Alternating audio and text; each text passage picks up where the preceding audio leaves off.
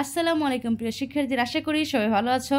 আজ আমরা সেশন 6 পাইথনের শর্ত ব্যবহার এখান থেকে অধ্যায়টা আলোচনা করব। তো চলো আমরা ক্লাসটি শুরু করি। আর এর আগে বলে নিই, তোমরা এখনও যারা চ্যানেলটি সাবস্ক্রাইব করনি জলদি জলদি সাবস্ক্রাইব করে ফেলো, আর যারা সাবস্ক্রাইব করেছো তাদেরকে অসংখ্য ধন্যবাদ। আর সাবস্ক্রাইব করে অবশ্যই তোমরা কমেন্ট বক্সে লিখতে ভুলবে না তোমরা কে কোন বিদ্যালয় বা কোন জেলা থেকে ভিডিও ক্লাসগুলো করছো। তো দেখো, আমরা ক্লাসটি শুরু করে দিই। গত সেশনগুলো থেকে আমরা পাইথন প্রোগ্রামের প্রাথমিক ধারণা পেয়েছি এবং ভ্যারিয়েবল সম্পর্কে জেনেছি। এবার আমরা পাইথন প্রোগ্রামে কিভাবে বিভিন্ন শর্ত ব্যবহার করা যায় সে সম্পর্কে জানব। এই অভিজ্ঞতার শেষে গিয়ে আমরা যে বিভিন্ন সমস্যার সমাধান করব তার প্রস্তুতি হিসেবেই কিন্তু আমরা পাইথন প্রোগ্রামিং এর এসব কাজগুলো শিখছি। তাহলে চলো আজকের সেশনটি শুরু করি।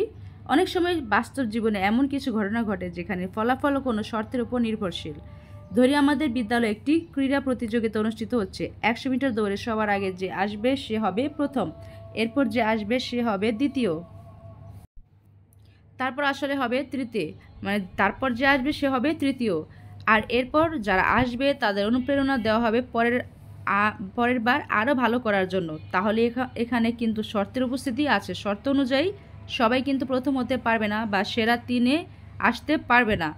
এখানে বিদ্যমান শর্তকে নিচের মতো লেখা যায়। যদি সবার আগে দৌড় শেষ করি অনুপাত, তাহলে প্রথম হতে পারবো। দেন দেখো,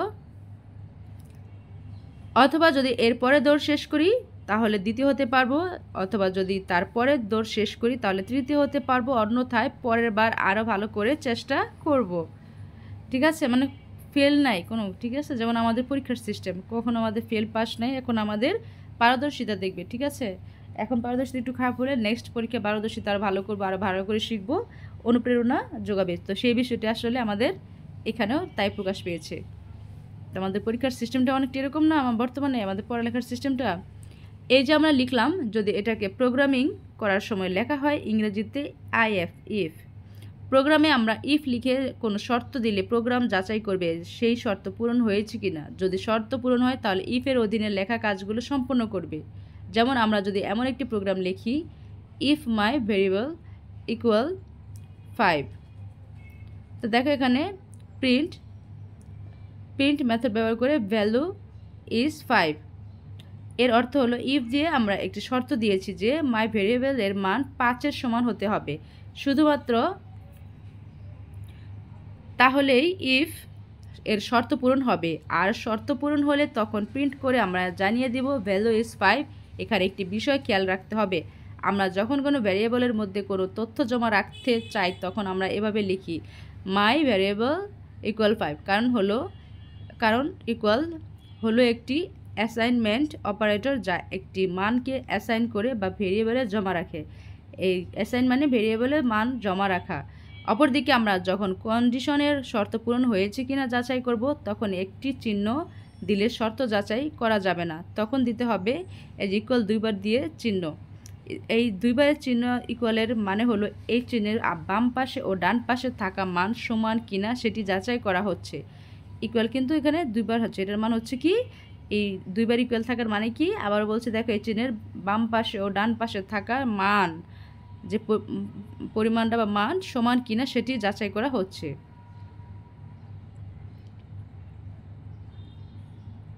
তো দেখো তার মানে আমরা যখন লিখেছি মাই ভেরিয়েবল, এই যে দেখো ডাবল ইকুয়াল 5, তখন যাচাই করা হচ্ছে মাই ভেরিয়েবল এর মান 5-এর সমান কিনা। মাই ভেরিয়েবলের মান 5-এর সমান হলে শুধুমাত্র ইফের শর্ত পূরণ হবে ও তখন চিহ্নের পরে লেখা নির্দেশ মেনে কাজ করবে। আবার ইফের শর্ত যদি পূরণ না হয় তখন আরও ভিন্ন কোনো শর্ত আছে কিনা সেটি খুঁজতে থাকবে। এজন্য আমরা আরও ভিন্ন শর্ত দেবার জন্য লিখব ইলাইফ। ঠিক আছে, ইলাইফ। আমরা চাইলে একাধিক ইলাইফ এর শর্ত দিতে পারি, যেমন নিচের প্রোগ্রামটি দেখি। তো দেখো, আমরা চাইলে একাধিক ইলাইফ এর শর্ত দিতে পারি, যেমন নিচের প্রোগ্রামটি দেখি। এখানে আছে মাই ভেরিয়েবল ইকুয়াল 3। তো এখানে দেখো ইফ মাই ভেরিয়েবল ইকুয়াল 5, এর মানে হচ্ছে এখানে ডাবল ইকুয়াল মানে দুইটা সমান চিহ্নের মানে হচ্ছে এই 3 আর 3 কি 5-এর সমান। এই ভেরিয়েবলটা কি এই ভেরিয়েবল 5-এর সমান না, তাই প্রিন্ট দেখো ভ্যালু ইজ 5।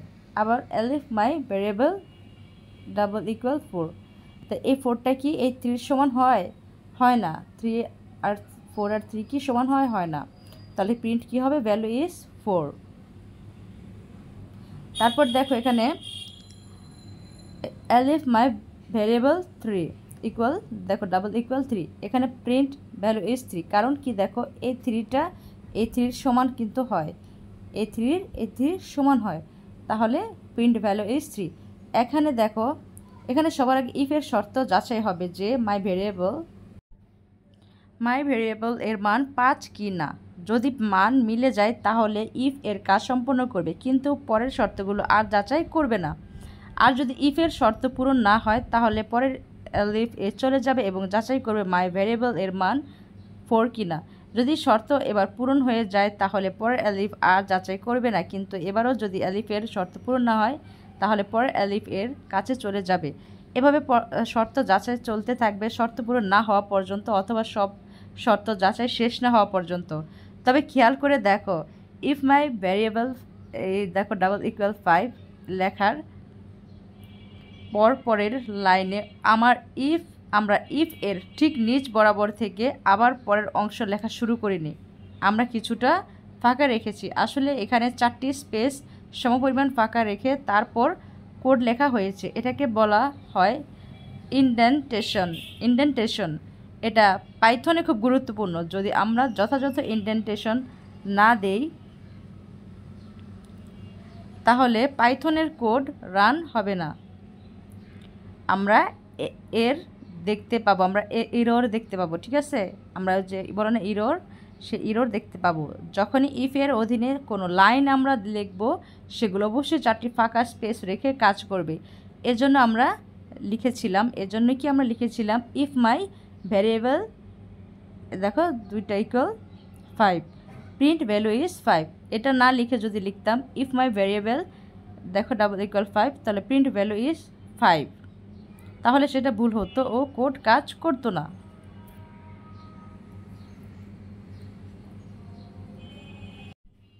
এখন দেখো আবার একইভাবে এলিফ এর সময়ও ইন্ডেন্টেশন অনুসরণ করতে হয়। তাই আমরা লিখেছিলাম elif my variable double equals 4, print value is 4। আবার একটি প্রোগ্রামে কোনো শর্তই যদি পূরণ না হয় তাহলে কি করব? সেজন্য আমরা চাইলে একটি ইলস রাখতে পারি।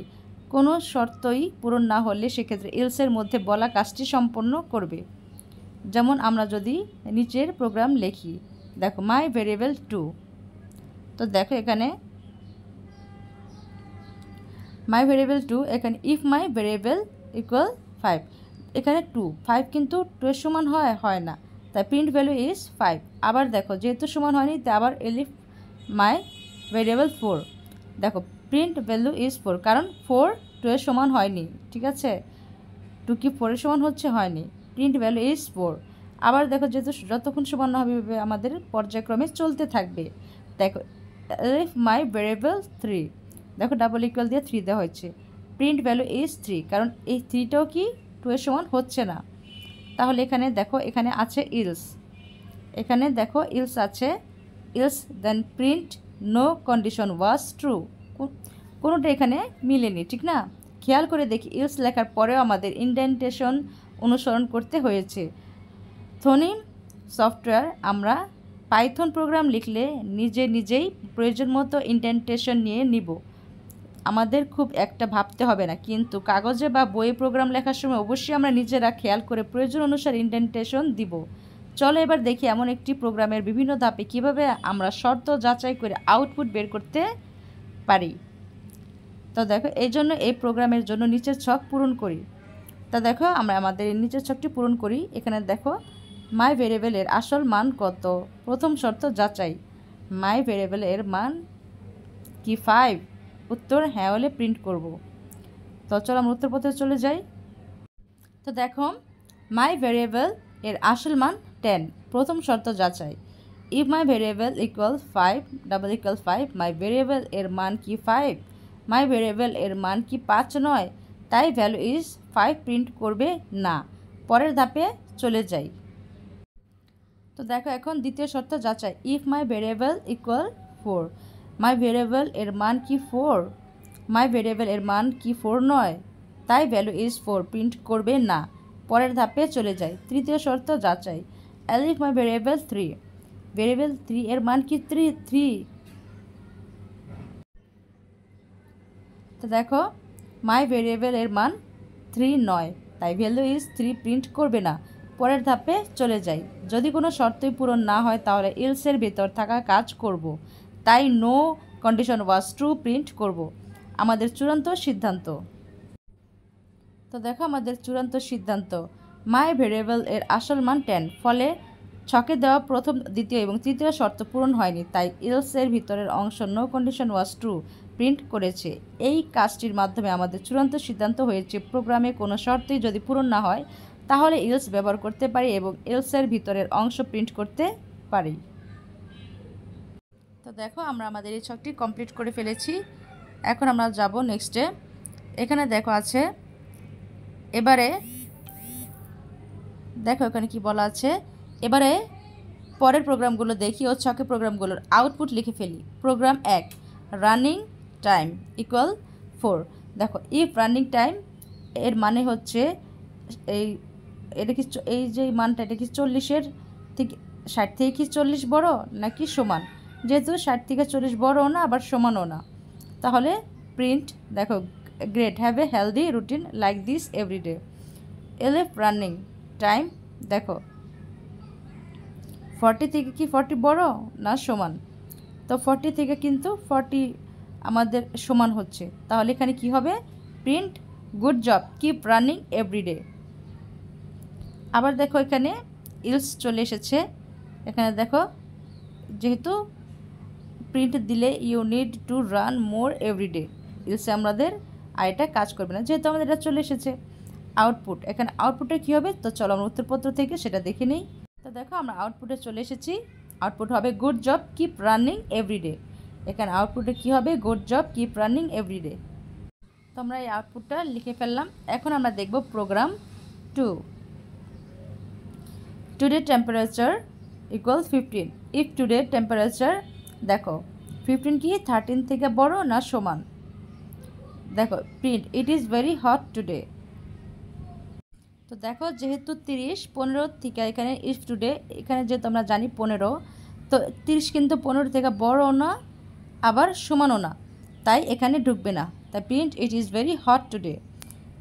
LF today temperature equal 20। এখানে দেখো আমরা কিন্তু জানি 15 আমাদের টেম্পারেচার, তো 15 থেকে কি 20 থেকে কি 15 বড় না, বড় না আবার কি সমানও না, তাহলে এখানেও ঢুকবে না। Print temperature is tolerable today. তারপর দেখো else print it is very cold today. যেহেতু আমাদের এখানে কাজ করছে না তাই else it is very cold today. তারপর দেখো এখানে আমাদের আউটপুটটা কী হবে সেটা আমাদের এখানে লিখতে হবে। তো চলো আমরা সেই আউটপুটটা লিখে ফেলি। তো দেখো আমরা আউটপুট কী দিতে পারি, এখানে নো কন্ডিশন ওয়াজ ট্রু দিয়ে দিতে পারি। তো আজ এ পর্যন্তই। আমরা নেক্সট ভিডিও ক্লাসটি করবো সেশন 7, চলো বানাই একটি ক্যালকুলেটর প্রোগ্রাম। তো এখান থেকে আমরা নেক্সট ক্লাসটি করবো। তো আজ এ পর্যন্তই। সবাই ভালো থেকো, সুস্থ থেকো, আল্লাহ হাফিজ।